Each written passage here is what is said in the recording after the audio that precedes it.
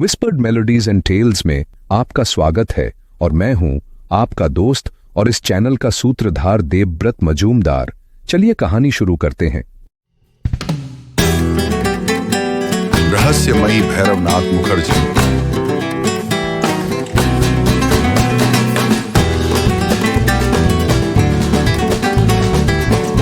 पागलपन की विरासत।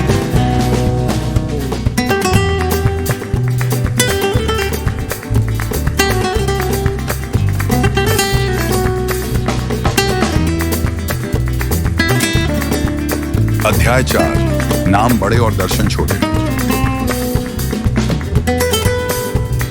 तो यही बिंदु विचारणीय है, श्री भैरवनाथ मुखर्जी बुदबुदाए। क्या यह एक हत्यारे का प्रवेश है या निर्दोष व्यक्ति जो मंगल ग्रह के रूप में भेष बदलकर आया है? टिप्पणी करने का समय नहीं था। जैसे ही दरवाजा खुला, मानस दत्ता उठ खड़ा हुआ और अंकल होरेन भीतर आए। वे तेजी से और श्री भैरवनाथ मुखर्जी की पहले से बनी धारणाओं के विपरीत कमरे में दाखिल हुए।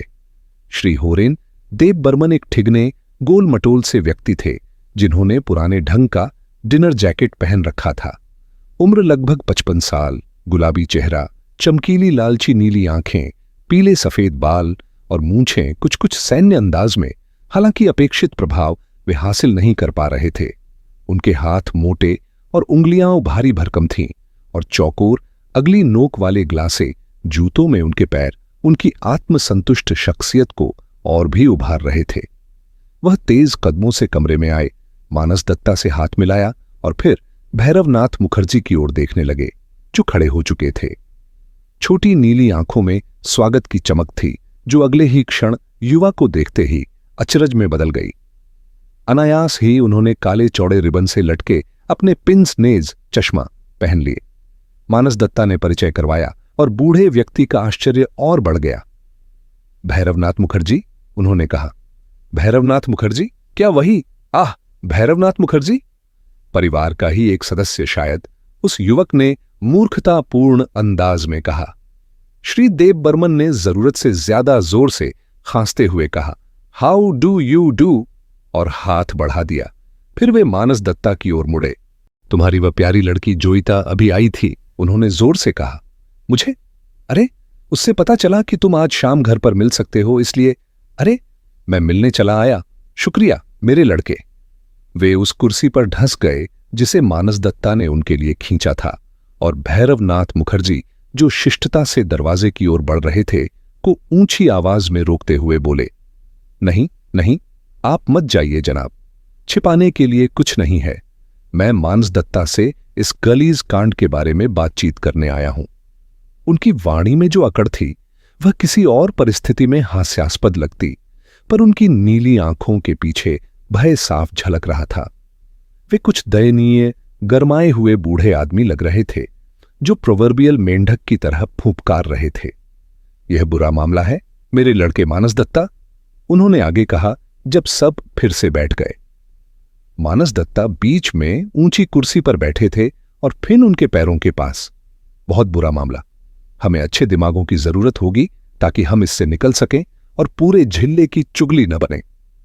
अरनिंदम की यही तो आदत थी, उन्होंने अचानक ऊंची आवाज में कहा, कि मरते दम तक हमें मुश्किल में डाले बिना चैन नहीं मिला। पुलिस थाने में आज दोपहर मुझे करीब 1 घंटे तक सवाल जवाब में उलझाए रखा। उन्होंने श्री भैरवनाथ मुखर्जी की ओर सवालिया निगाह डाली, और इस परिस्थिति में उस युवा की उपयोगिता पर उनका संदेह उतना ही स्पष्ट था जितना कि वे बोलते। फिर वे मानस दत्ता की ओर लौटे। तो मेरे लड़के, उन्होंने कहा, क्योंकि तुम्हारे पिताजी अब तक लौटे नहीं और आखिर वे अब उम्र दराज भी हो रहे हैं, हम इस बारे में क्या करने वाले हैं? मैंने पुलिस को सब कुछ बता दिया, जो कि सच कहूं तो बहुत ही कम था। उन्हें मेरी बात पर कोई संतोष नहीं हुआ। सच कहूं तो अगर मुझे पता ना होता कि यह असंभव है, तो मैं कहता कि वे मेरी बात पर शक कर रहे थे, बिल्कुल अरनिंदम जैसा। मैं साफ देख सकता हूं उस आदमी को, जहां कहीं भी है, चाहे नर्क ही क्यों न हो, हम सबकी इस असुविधाजनक स्थिति पर हंस रहा होगा।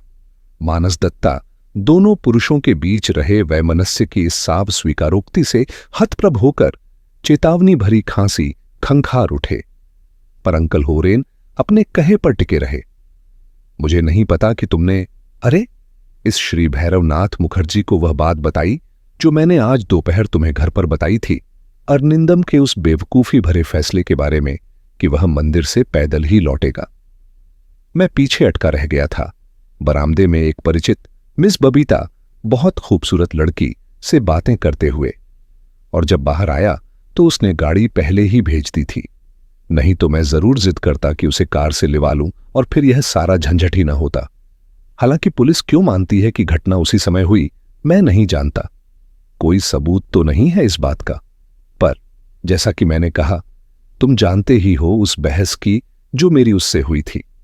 मैंने पुलिस को वह सब बताया। बड़ी अजीब बात, उन्हें यह अटपटा लगा कि हमारी उम्र के दो लोग घर जाने के छोटे रास्ते को लेकर इतना बहस करें। पर धत्त तेरे की, मैंने उस अफसर, बड़ा ही बेहुदा आदमी था, से कहा कि किसी भी उम्र का इंसान हो, उसे सपाट शब्दों में झुठलाया जाना अच्छा नहीं लगता। और ऊपर से मेरे पैर भी दुख रहे थे। अरनिंदम पर उतना बोझ नहीं था, वह थोड़ा कमजोर ही था। फिर भी मरने वालों का सम्मान करना चाहिए। वे रुके और सामने बैठे दो युवकों की ओर घूरने लगे। मानस दत्ता को कोई टिप्पणी करना उचित न लगा। जहां तक श्री भैरवनाथ मुखर्जी का सवाल था, वे गंभीर और अकल्पनीय रूप से रिक्त बैठे थे। उनका पीला चेहरा बिल्कुल खाली और लंबी पतली उंगलियां घुटनों पर आपस में जकड़ी हुई थीं। अंकल होरेन ने अपनी अगली बात लगभग बिगुल बजाकर कही। उन्हें लगा अब मुद्दे पर आने का समय आ गया है। मैं आज शाम यहां 3 कारणों से आया हूं, मानस दत्ता, उन्होंने कहा। सबसे पहले तो उस प्यारी लड़की की वजह से, जो हमारी भी है और तुम्हारी भी। मुझे नहीं लगता कि इस समय क्लोज उसके लिए सही जगह है। बेशक मेरी युवा लोगों पर कोई पकड़ नहीं, लेकिन अगर तुम सख्ती दिखाओ मेरे लड़के, तो हम उसे मना सकते हैं कि वह शहर में अपनी उस प्यारी सी अमेरिकी सहेली के पास जाकर रहे। मानस दत्ता अचानक चौंक गया, मानो उस पर यह आरोप लगाया गया हो कि वह अपनी मंगेतर के प्रति अपने फर्ज में कोताही कर रहा है। अंकल होरेन इस लाभ को भांपकर आगे बोले, जब मैं जवान था तो मैं कभी भी उस स्त्री को, जिसे मैंने अपनी पत्नी बनने का सम्मान दिया था, इस तरह के गंदे मामले में उलझने नहीं देता। इस बारे में कल ही देखो। खैर, यह तो पहली बात हुई। दूसरी बात यह है कि मैं पुलिस को एक बात बताना भूल गया, या कहूं बताना शुरू किया ही था, कि उन्होंने बातचीत बदल दी। अरनिंदम की मौत का जो समय माना गया है, वह मुझे बहुत अहम लगता है। क्या तुम्हें नहीं? उन्होंने अपना गुलाबी अक्खड़ चेहरा श्री भैरवनाथ मुखर्जी की ओर घुमाया। वह युवा व्यक्ति उन्हें मिलनसार मुस्कान से देख रहा था। बिल्कुल, श्री भैरवनाथ मुखर्जी बोले, निश्चित रूप से। तो अंकल होरेन ने गुर्राते हुए कहा, उन्होंने अपने दिमाग में ठान लिया है कि अरनिंदम की मौत, और कम से कम उसे पानी में डाला गया, रविवार को ठीक 1:15 बजे हुई। वे ऐसा इसलिए सोचते हैं क्योंकि उसकी घड़ी 1:15 पर बंद हो गई थी। अब मैंने उन्हें कहा, या कहूं कहना चाहिए था, अगर वे सुनते, कि उस आदमी की घड़ी हमेशा 1:15 पर या किसी और समय पर रुक जाती थी। दरअसल वह टूटी हुई थी और हमेशा से ऐसी ही थी। अच्छी घड़ी नहीं थी। मुझे समझ नहीं आता उसने उसे पहना ही क्यों था। वह उसे सालों से नहीं पहनता था। मुझे पता है, क्योंकि मैं उस पर चुटकी लिया करता था। तुम्हें पूरा यकीन है कि जो घड़ी उसके पास मिली वही वाली थी? मानस दत्ता ने अचानक पूछा। ओ हां, मैंने उसे मोर्चरी में पहचान लिया। ऊपर से उस पर उसका नाम लिखा था, प्रेजेंटेशन वॉच। जब बूढ़े अरनिंदम ने 20 साल पहले एक धूर्त कंपनी में पैसा गंवाया था, तो उस कंपनी ने उसे यह घड़ी दी थी और ढेर सारे बधाई के शब्द, और बस इतना ही मिला उसके पैसे के बदले। मैं अक्सर कहता था, यह घड़ी बहुत महंगी पड़ी। इससे वह झल्ला जाता था। उन्होंने पल भर मुस्कुराकर याद किया। तो यह मामला तो साफ हुआ है ना? अब तीसरी बात कुछ ज्यादा गंभीर है। उन्होंने खासकर इधर उधर देखा। साफ था कि उन्हें कोई अहम खुलासा करना था। अगर मुझसे पूछो तो यह सबसे साफ और जाहिर बात है जो मैंने अपनी जिंदगी में देखी है कि यह किसने किया, उन्होंने कहा। उनके इस ऐलान से सनसनी मचाने का इरादा अगर था, तो कम से कम मानस दत्ता पर वह असर हुआ। युवा आदमी सीधा तन गया। उसका चेहरा पीला और चिंतित था। अंकल होरेन कुर्सी पर टिककर पीछे हुए। कजिन जितेंद्र, उन्होंने एक संतोष भरे स्वर में कहा। मैंने पहले किसी से इसका जिक्र नहीं किया। कोई आदमी अपने रिश्तेदार को फंसाना पसंद नहीं करता, भले ही दूर का हो। भगवान का शुक्र है, और इसके अलावा मेरी मां का भी ख्याल है। वह उस आदमी को बर्दाश्त ही नहीं करती, उसका नाम सुनना भी नहीं चाहती। मैं पूरी तरह समझता हूं वह नीच है। वैसे मुझे आप दोनों से गुजारिश करनी होगी कि जब यह मामला बाहर आए तो विवेक से काम लें और बूढ़ी महिला को न बताए कि मैंने ही तुम्हें इस रास्ते पर लगाया। मेरी मां बहुत मजबूत इरादों वाली औरत है, और मेरी इस उम्र में भी मैं उनसे टकराना नहीं चाहूंगा। बाकी लोग अब भी उत्सुकता से सुन रहे थे। उन्होंने फिर नाम दोहराया, कजिन जितेंद्र, जितेंद्र मधुसूदन देव बर्मन, मेरे पिता के एक बिगड़े हुए भाई का बेटा। हमेशा से परिवार के लिए शर्मिंदगी और मुसीबत का कारण रहा। जब से गवर्नर, भगवान उनकी आत्मा को शांति दे, मरे। मानस दत्ता ने हैरानी से भैरवनाथ मुखर्जी की ओर देखा। मैंने तो कभी उसका नाम नहीं सुना, उसने कहा। तुम सुनते भी नहीं। अंकल होरेन हंसे। हम पुराने खानदान वाले भी अपने राज रखते हैं, जैसे सब रखते हैं, कंकाल अलमारी में। मुझे लगता है तुम्हारे पिता जानते होंगे, पर कहां से ये नहीं कह सकता। मेरी मां तो उसके नाम से भी अपने होंठ गंदे नहीं करेंगी। ब्लैकमेल करने वाला धूर्त अगर कभी मैंने देखा हो। आपको इसके बारे में और बताना होगा सर, मानस दत्ता ने थोड़ी सख्ती से कहा। अंकल होरेन ने गला साफ किया। ज्यादा कुछ बताने को नहीं है मेरे लड़के, सिवाय इसके कि यह साफ है इस आदमी से जुड़ा कोई कांड था। मैंने कभी नहीं सुना, अरनिंदम भी नहीं जानता था। बेशक मैं कोमोलिका या कालिंदी से बहुत कम बातें करता हूं, लेकिन मुझे पूरा विश्वास है कि कोमोलिका बेहद उथली है और कालिंदी इतनी कटु है कि किसी बुरी बात को 2 मिनट भी छुपा न सके। लेकिन मां जानती हैं, और मुझे लगता है कि यह उनका राज है। मैंने तो उसका नाम तक नहीं सुना था जब तक मैं घर पर रहने नहीं आ गया। अपने उस दुखद पतन के बाद, जब उस नीच अरनिंदम ने मुझे अपनी घिनौनी कंपनी में मेरी सारी पूंजी लगाने को मजबूर किया। उन्होंने जोर से नाक साफ की और आगे बोले, फिर मैंने पाया कि यह आदमी अक्सर घर पर आ धमकता था, प्रायः आधे से ज्यादा नशे में। मुझे नहीं पता उन मुलाकातों में क्या होता, लेकिन वह मां के साथ आधे घंटे तक बंद कमरे में रहता और फिर लड़ाकू मुर्गों की तरह खुश दिखता निकल आता। मैं तो यही मान सकता हूं कि वह उन्हें ब्लैकमेल करता है या बेहद चालाकी से भीख मांगता है। चाहे जो हो, मैं तो कभी वह तरीका अपनाना नहीं चाहूंगा। मुझे समझ नहीं आता वह कैसे बच निकल जाता है। उनके शिकायत भरे स्वर में एक तरह की उदास लालसा झलक रही थी। मानस दत्ता ने बीच में टोका, यह सब बहुत दिलचस्प है सर, उसने संकोच से कहा। लेकिन मान लीजिए कि जितेंद्र देव बर्मन कोई भरोसेमंद व्यक्ति नहीं है, तो आपको क्यों लगता है कि वह श्री सीली का हत्यारा हो सकता है? क्योंकि, अंकल होरेन ने विजयी भाव से कहा, वह उस रविवार से 1 दिन पहले घर आया था जिस दिन अरनिंदम की मौत हुई। मुझे अच्छी तरह याद है, क्योंकि डिनर के समय घड़ी का वजन गिर गया था। बहुत विचलित करने वाली बात। जितेंद्र लगभग तुरंत बाद आया और जाने से पहले उसने ड्राइंग रूम में मेरी मां के साथ लंबी निजी बातचीत की। लेकिन वह रविवार को भी शांति निकेतन में था, क्योंकि मैंने उसे मंदिर जाते समय गाड़ी से देखा था। सुबह 11 बजे ही उल्लू की तरह नशे में धुत। मुझे उम्मीद है यह सब बाहर नहीं आएगा। यहां यह अपराध समझा जाता है अगर किसी के रिश्तेदार सेना या वर्सिटी से जुड़े न हों, और तो और बैरल जैसे शरीर वाला, बिना शेव किए, चमकदार नीले सूट और बॉलर हैट में शहर में किसी आवारा किस्म के आदमी के साथ घूमता हो। श्री भैरवनाथ मुखर्जी चुपचाप सीधा बैठ गए। उनकी ऐनक के पीछे रुचि की हल्की चमक दिखी। अंकल होरेन के अपने बदनाम कजिन के चित्रण ने उनकी स्मृति में कोई आधा भूला हुआ आभास जगा दिया था। श्रीदेव बर्मन, उन्होंने कहा, स्पष्ट शब्दों में कहूं तो क्या आप मानेंगे कि आपका यह कजिन बहुत शराब पीता है? स्पंज की तरह, अंकल होरेन ने जोर देकर कहा। मैंने दक्षिण अफ्रीका में ऐसे लोगों को देखा है, किसी भी हद तक जाते हैं और हमेशा बुरे अंजाम तक पहुंचते हैं। और हां, वह हरामी हमेशा विश्व भारतीय टाई पहनता था। श्री भैरवनाथ मुखर्जी का भाव लगभग बुद्धिमान लगने लगा। क्या उसका चेहरा फूला हुआ लाल है, चमकीली नीली आंखें, हल्की सी इज्जतदारी का आभास और बहुत गहरी परिष्कृत आवाज, कद लगभग 5 फुट 4, शरीर चौकोर सा? उन्होंने पूछा। अंकल होरेन ने युवा व्यक्ति को साफ प्रशंसा भरी निगाहों से देखा। सच कहूं, यह तो अद्भुत है, उन्होंने कहा। मैंने आपके जैसे जासूस लोगों के बारे में सुना था कि आप बिना दूरबीन के भी मीलों दूर किसी आदमी को देखकर बता सकते हैं कि वह प्लम्बर है या सब्जी उगाने वाला।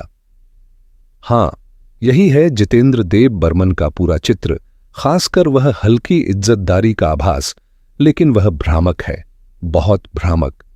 उस नीच की आत्मा में जरा भी सफेदी नहीं। खैर, उन्होंने संतोष से जोड़ा, हर परिवार में एक काली भेड़ होती है।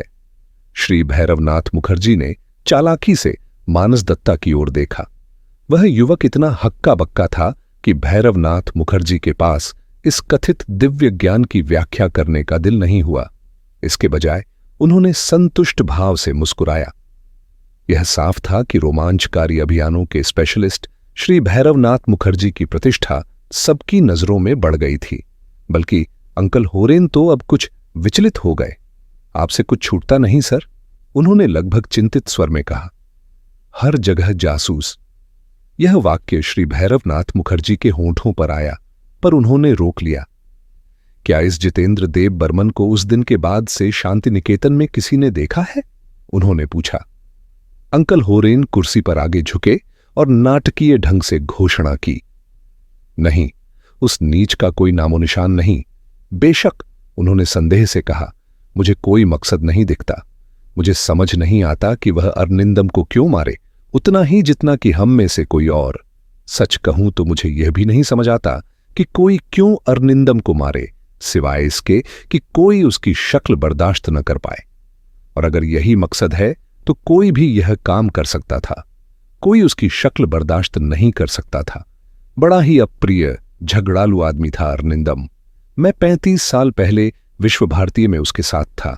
उसने लिटिल गो 2 बार गड़बड़ाया, फाइनल्स 2 बार गड़बड़ाए, मेडिसिन लिया, वह भी बिगाड़ा, फिर आर्मी में जाने की कोशिश की, पर शरीर काबिल नहीं था। तब बेशक मंदिर ही एक विकल्प था, लेकिन उसने कभी सोचा ही नहीं, दूसरों की परवाह नहीं, वरना आज किसी देहाती परगने में आराम से जी रहा होता, बजाय इसके कि मोर्चरी में पड़ा सबको परेशानी में डाल रहा है। वे रुके और सबकी ओर अक्खड़ निगाह से देखा। माफ करना अगर मैं कठोर लग रहा हूं, लेकिन ऐसे आदमी के लिए मेरे पास धैर्य नहीं। हर चीज में नाक घुसाने वाला हरामी। जब उसके पास पैसा आया तो उसने उसे और मेरा भी किसी घटिया कंपनी प्रमोशन में घमा दिया।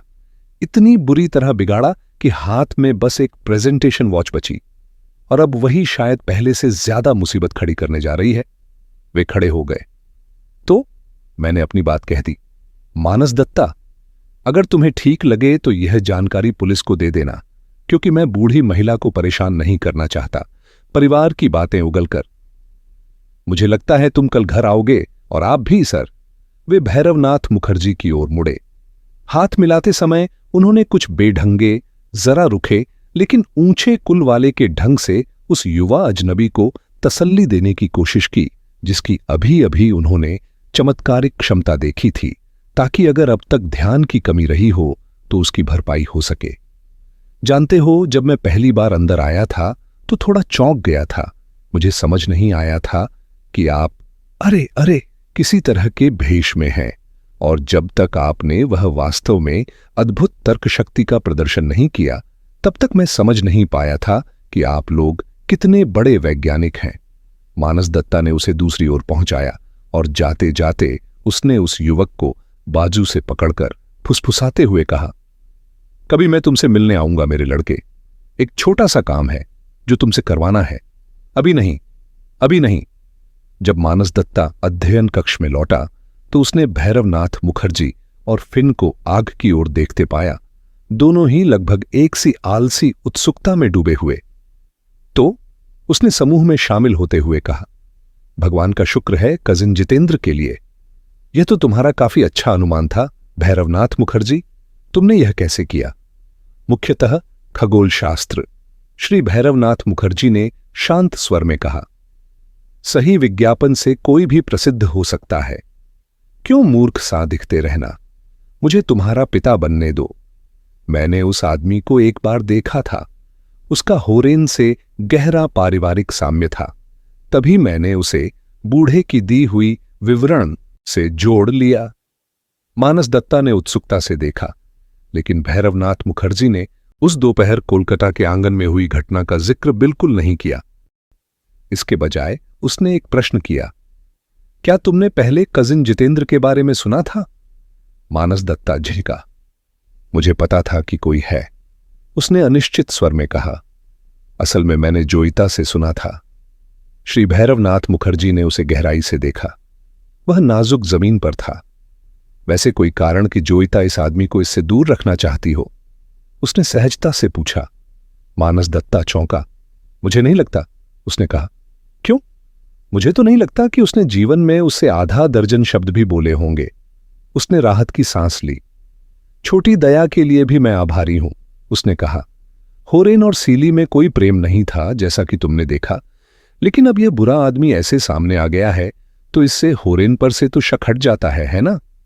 आखिरकार अगर किसी का कोई मकसद नहीं है तो वही बुरा आदमी सबसे अधिक संदिग्ध लगता है ना?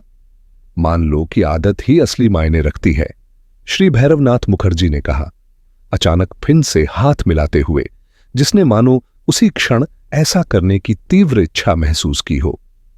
खैर, शायद ऐसा ही हो, लेकिन उसके मन में 3 स्पष्ट और अनुत्तरित प्रश्न रह गए। क्यों? अगर जितेंद्र देव बर्मन ने अपने चचेरे भाई की हत्या किसी अज्ञात कारण से की थी, तो उसने इंस्पेक्टर जगत मोहन का पीछा करके रिचर्ड रॉय चौधरी समाधि तक जाने की जहमत क्यों उठाई? और वहां जाकर वह उससे क्या कहने वाला था? और भी अजीब यह कि उसने जोईता को देखते ही भागने की क्या जरूरत महसूस की? और सबसे अजीब यह कि उसने उसके बारे में पूरी तरह अनभिज्ञ होने का दावा क्यों किया? मानस दत्ता के जीवंत विवरण उसके मन में लौट आए। सोक्रेटिस क्लोज की दबी हुई भयानकता और उदासी की संभावनाएं। उसने यह भी सोचा कि कोई हत्यारा इतने करीब से गोली चलाने से पहले किसी आदमी को बांधने की जरूरत क्यों महसूस करेगा? वह कुर्सी पर असहज सा हिल गया। श्री भैरवनाथ मुखर्जी वह व्यक्ति नहीं थे जिन्हें भयावहता में कोई आनंद आता हो। और फिर बेशक अगले ही सुबह सोक्रेटिस क्लोज हत्याओं में दूसरी भयावह हत्या की खबर आ गई। नमस्ते प्यारे दोस्तों, स्वागत है विस्पर्ड मेलोडीज एंड टेल्स में, जहां संगीत और कहानियां एक नई जिंदगी पाती हैं। अगर आपको दिल को छू लेने वाले गीत और मनमोहक कहानियां पसंद हैं, तो आप बिल्कुल सही जगह पर हैं। तो जल्दी से सब्सक्राइब बटन दबाएं और बेल आइकन को टैप करें ताकि हर नया गाना और कहानी आप तक सबसे पहले पहुंचे। अगर आपको ये पसंद आया हो तो लाइक बटन दबाना ना भूलें। आपका एक लाइक हमारे लिए बहुत मायने रखता है और हमें और बेहतरीन कंटेंट बनाने के लिए प्रेरित करता है। आपके प्यार और सपोर्ट के लिए धन्यवाद। इसी तरह हमारे साथ बने रहें, सपने देखें, सुरों में खो जाएं और कहानियों की दुनिया में डूब जाएं। मिलते हैं अगले वीडियो में।